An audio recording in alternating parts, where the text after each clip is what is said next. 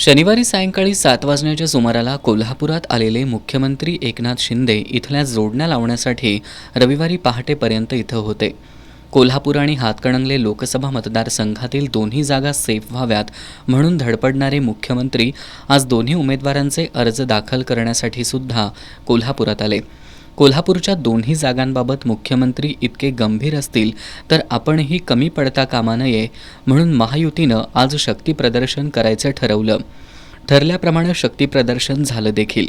पण या प्रदर्शनात खरंच शक्ती होती का की हे शक्तीचं केवळ प्रदर्शन होतं अशी शंका उपस्थित करणारा हा व्हिडिओ सध्या जोरदार व्हायरल होतोय.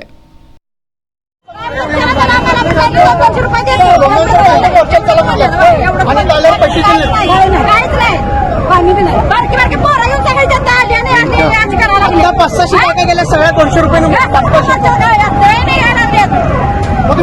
200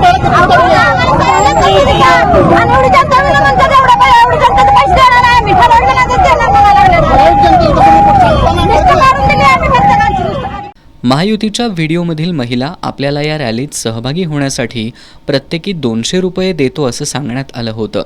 पण आता सगळ्यांना 200 रुपये देणार नाही, काही ठराविक महिलांनाच पैसे देणार असं म्हणतायत असं सांगत आपली नाराजी व्यक्त केली आहे.